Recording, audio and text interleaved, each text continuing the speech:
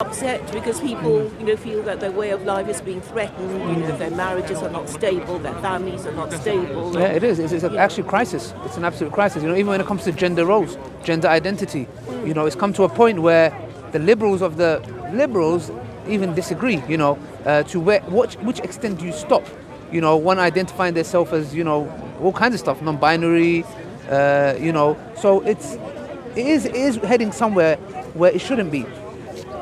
But you did say that you said the West. I don't know. Did you say the West or the United Kingdom? Well, I think the West in general, because the official religion of the West is Christianity. Yes. But it was replaced by liberalism. Yes. A few centuries ago, and liberalism is itself breaking down. Yes, exactly. That's what's happening. And you are pro-Sharia to a certain extent, I think. I do want to go into that as well. What we believe is that every human being requires a religion.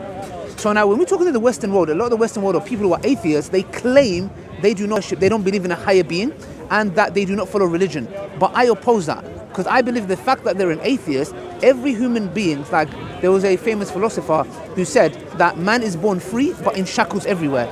So we believe that everyone has a religion. Even if you're an atheist, that is your religion. So one way or another, you are going to obey some kind of a law and legislation.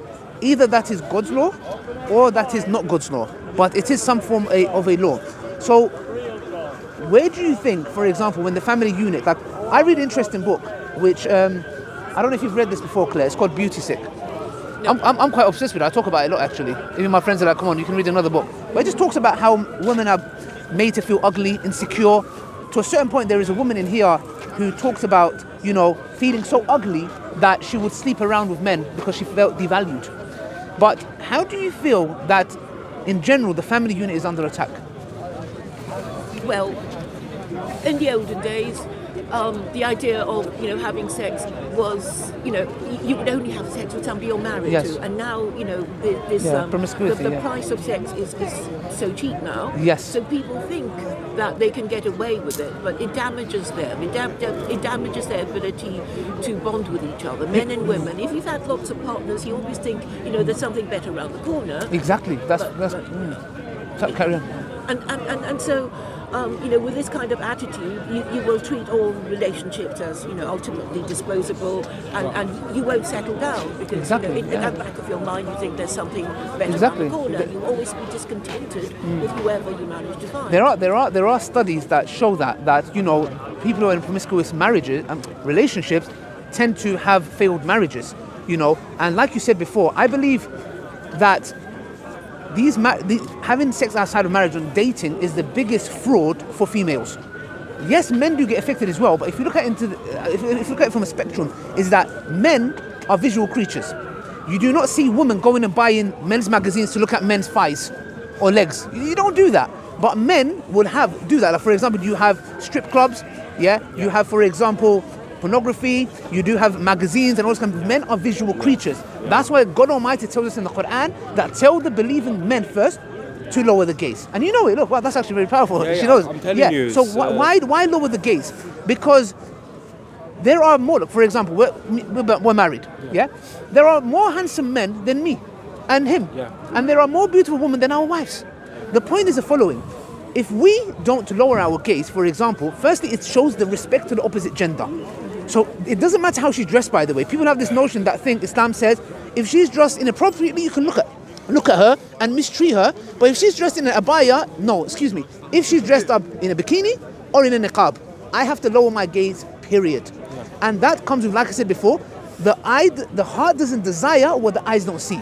So if I am too busy looking around, I'm not going to be happy with my wife. Yeah. I'm too busy looking, look at her, she's got, this, shit.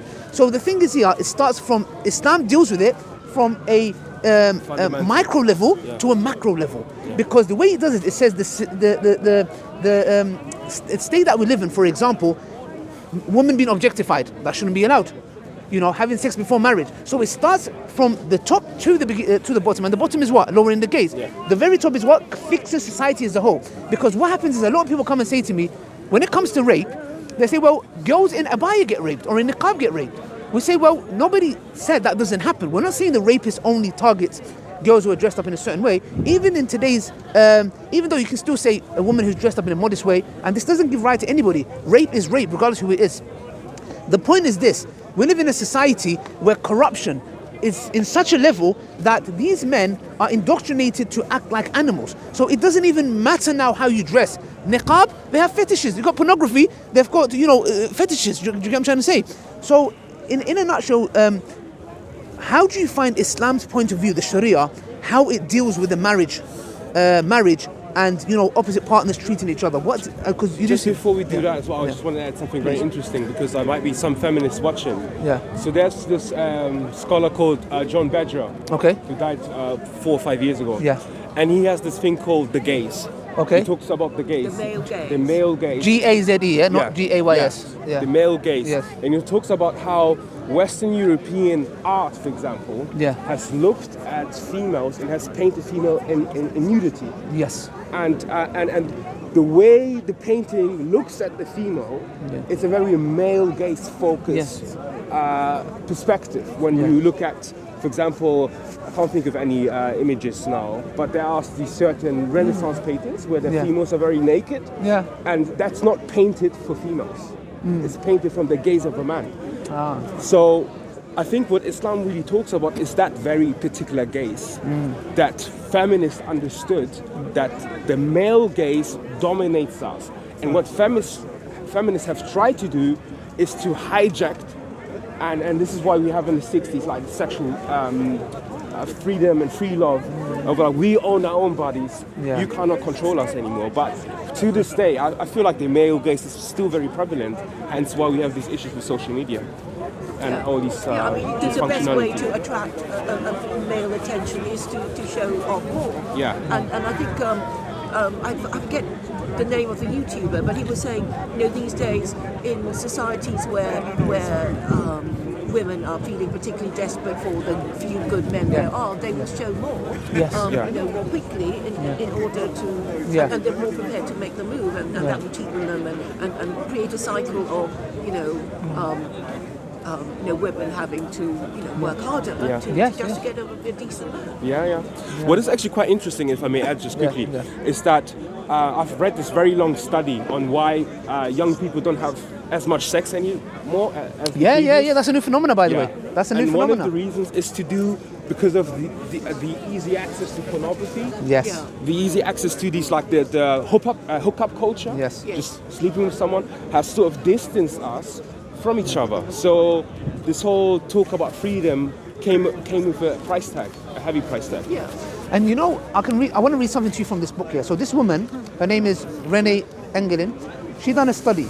So in this study, she was talking about women who are really if they had the ideal body, how would they feel? So this is what she says, I quote, so many researchers have studied what the ideal woman looks like according to our society standards.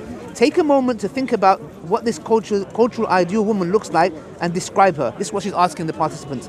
Now, please take a moment to imagine that you look just like the woman you just described. Think about the ways in which you would believe your life would be different if you looked like this woman. How would that change? How would that change for you? This is what they said, The response was so upsetting that I considered stopping the study early. Wow. One young woman told us that if she could just be beautiful, she would finally be able to focus on her inner abilities and talent. Another said she might genuinely feel happy most of the time instead of just faking it. A different young woman explained that if she could just look the way our culture wants women to look, she would never had an eating disorder, causing stress on everyone around her that loves her but still hurt. Over 70% of women in the study said they'll be treated better by others if they look like the beauty ideal. That is to me a pandemic. That is to me shocking. And it is unbelievable that in today's time we have individuals who are capitalizing on Islamophobia and focusing on about women's hijab that are oppressed wearing the hijab. There is a pandemic of women, millions of them, who feel insecure that in this book I read, they starve themselves. As you may know, in Ramadan we fast from the sunrise to sunset. There are girls in this book that are getting an apple and cutting it to 8 pieces so they can have one apple every hour so they don't feel hungry. They are starving themselves. They are not concentrating in their inner abilities by being a human being. And they are too focused on what? How do I look beautiful? And that to me is destroying. And that's the reason why I believe we have pandemic of mental health problems, because these women want to have the ideal body, but the ideal body is rigged. It doesn't exist. And it's saddening. I believe that plays a fundamental role. Do you think in women, for example, as a woman, do you not feel like that feels a fundamental role in insecurity, in focusing on the wrong areas where you can be focusing in your career, in yourself, self-motivation, etc.? Sorry, the question was... Do you not feel like what the studies show, that women, for example, they are so focused on their beauty, they are neglecting a big part of their life, which is their themselves. personality, Themselves. their character. They're human. They're a human being. Yes, and you know, it's all distorted and becomes a kind of obsessive compulsive disorder.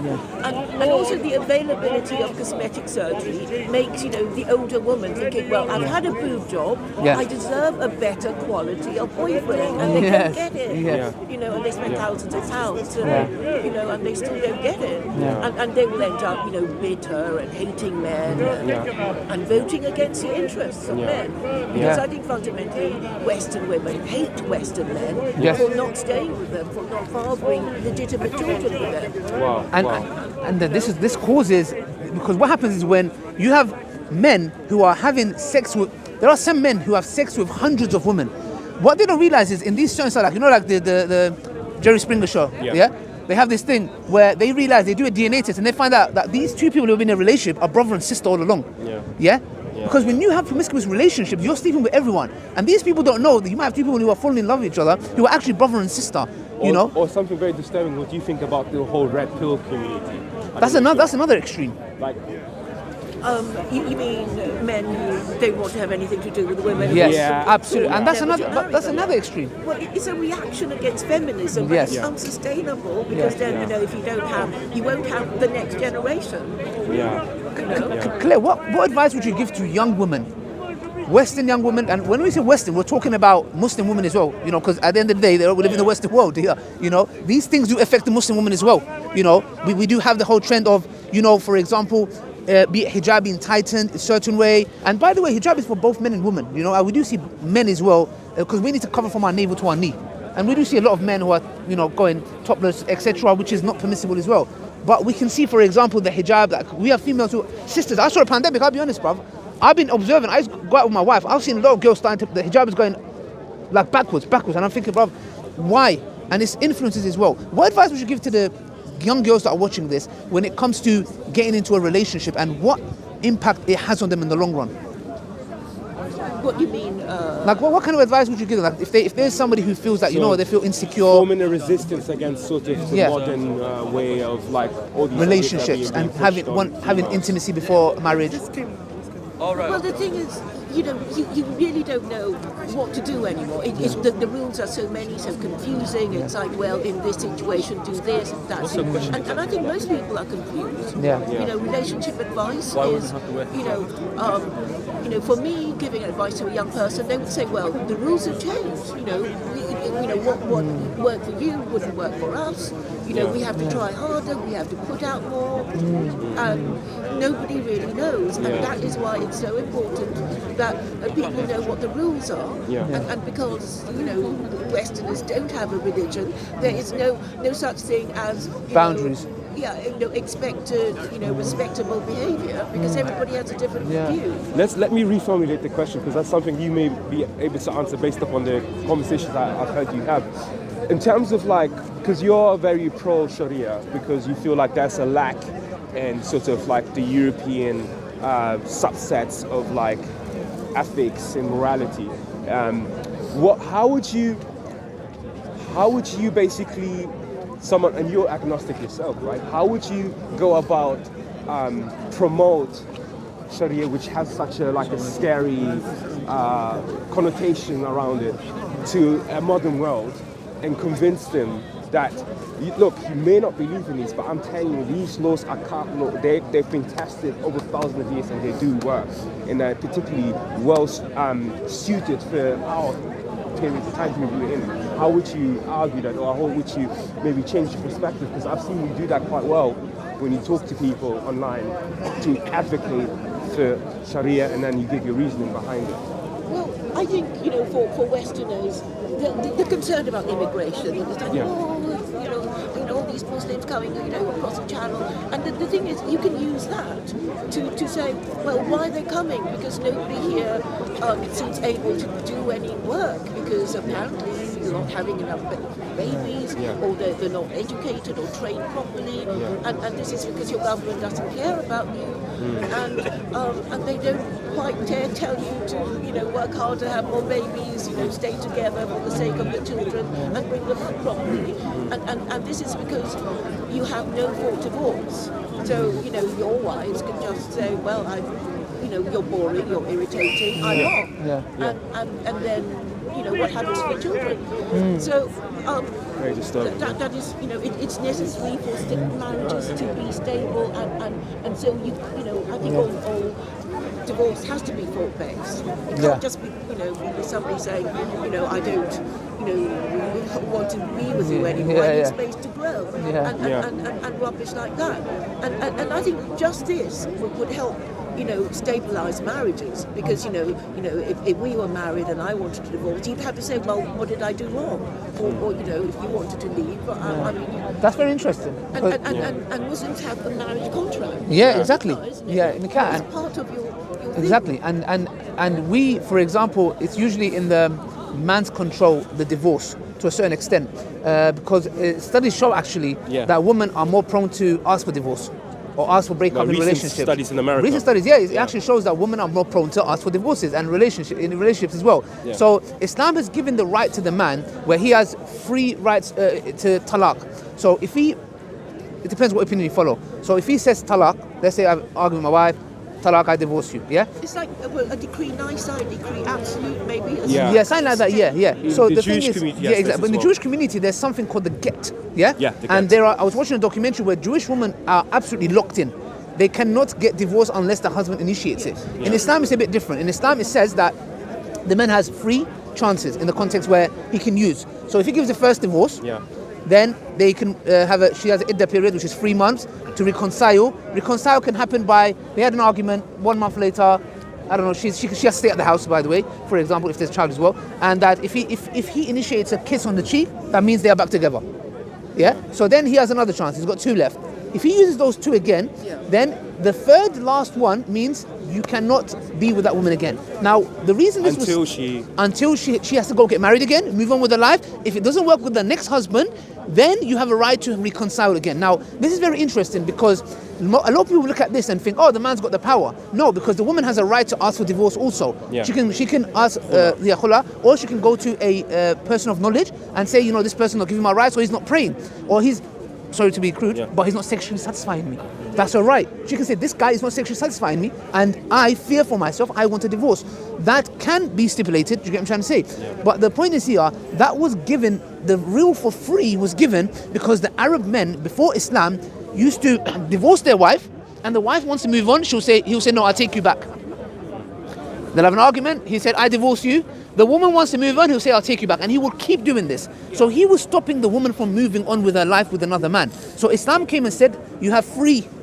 And after free, she is moving on and you can't do nothing about it. It's actually haram for you to get back with her.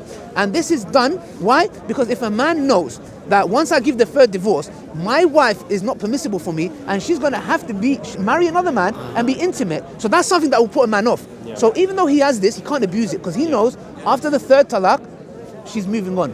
So these things are stipulated in order because there might be, look, women are emotional. I'm so sorry, feminists, if you're watching it, bro, I'm telling straight to your face. Women, I'm so sorry, if there's sisters here, I'm so sorry. They're emotional to a certain level. But what I'm trying to say is, they might say things they don't mean. My wife says to me stuff, bruv, and I'm like, man, you hurt me. She goes, I didn't mean it. What do you even mean? How you telling me that, demotivating me? I look in the mirror and I'm joking. Chemical imbalance today, you will find plenty of men who are just like that. What I'm trying to say is, they say things they don't mean. So I hear stories, but my teacher told me a story of a woman. She already had 2 divorces. The third one means finished. So she was begging. Actually, my chef told me the story. I didn't know if I should laugh or cry. So she goes to her husband and goes, divorce me. And he's like, no, I'm not going to divorce you. Because I know you're upset, you're angry, I'm not going to divorce you. She was begging him. Bro, she was begging him. And he left the house. He disappeared for a week. He came back a week for, look, she's calmed down. She's insistent. She's like, look, let's not do it. We've got kids. It's the third divorce. That means, look, you're going to have to move on. Da, da, da. No. She was like, yo, you're going to divorce me if you don't. I'm going to say this. Guess what? He goes, okay, talak, divorce. You know what she did? She passed out. She passed out. They called the ambulance. And she started crying. Why'd you give me divorce? Bro, wallah, I wanted to bang my head on the wall. I was like, do you get what I'm trying to say? So the point is that Islam has a system in place in every aspect on your life when it comes to marriage, to before marriage, to seeking a partner. In there, even when you have arguments, God Almighty says, get the partner of your family and the girl's family and reconcile. There's steps and processes in place. Yes, I mean, it makes sense. I mean, about the 3-month waiting period. So Yes. she's not pregnant. And, you know, Yes, exactly. You're very knowledgeable. You should be a Muslim. She is. Claire, repeat I would after me. say- Ashhadu. But like, I think if we contrast this now to sort of the modern system, Yeah. I forgot this term, but this term basically is a legal term. When people are married according to the law of the land. Yeah. I think impunity or something like that. So basically, the person who wants to divorce Yeah. has to basically prove that the person either cheated you or has done something so bad Yes. that it cuts off the 5-year waiting period, something like that. yes. Okay, interesting. Yeah, it's very, very difficult actually to get divorced by the law of like the English law. Oh, wow, really? I mean, they say irretrievable breakdown. Yes. But it's vague. Yeah, it's very vague Yeah. and it's so difficult to actually. But- so you basically, it's almost you have to push your partner to cheat on you, Oh my gosh. things like that, and then the waiting period's about Adultery, desertion. 5 years. And it's not cheap, you know. 5 Divorce is years. not cheap. Yes, I was watching a documentary on YouTube. It's a multi-billion-pound industry, bro. And it takes years. There was one woman, she's like, I'm still in the divorce for it's been 6 years. 6 years, bro. So the reason why I'm saying this is because they might, to the viewers, they might think, well, what is this? This is tit for that. Like, okay, do you divorce go? It's like It doesn't it's like look a like camel or something. You know, your Yeah, wife yeah, becomes a camel, you can just like fend off. No, you can't. It's not like that. The opposite of this is the other extreme. Yeah. People commit suicides. People losing money. Yeah. That's one of the reasons why men don't want to get married. Because it's like almost they're Bro, going why would into you- marriage bro, with like. why would you get married? Look, well, I'll be honest with you, yeah? Why would I get married? You want to get someone, intimacy is there. Look at it in Islam. Look at the beauty in Islam, Sister Claire, yeah?